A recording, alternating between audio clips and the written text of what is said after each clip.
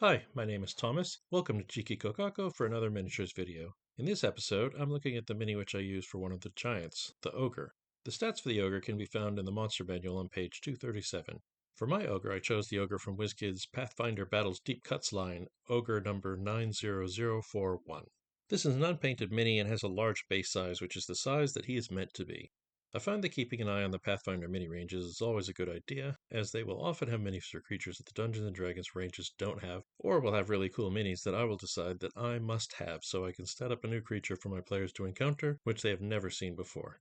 This sculpt is quite a nice one, so I had no second thoughts about grabbing this mini for all of my Ogre needs. When I bought this miniature, I was surprised that none of the WizKids Dungeons & Dragons unpainted mini lines had an Ogre yet, considering how frequently they are found in the official books. Fortunately, there are plenty of ogres to be found in other places, this being one of them, so it's not hard to find an ogre miniature that works. Ogres are a really common creature to encounter in Dungeons & Dragons 5th edition. They're found hanging out with goblinkin, trolls, and orcs, among others.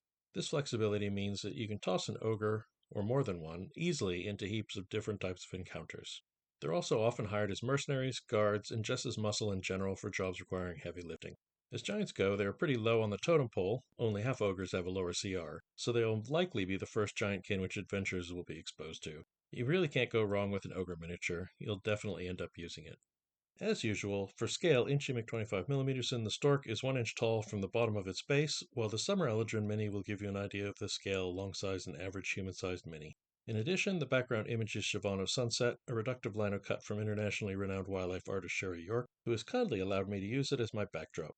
If you're looking for links to the minis in this video, you'll find them in the description. So that pretty much covers this miniature. I hope you found this video useful while looking at finishing your Dungeons & Dragons miniature collection.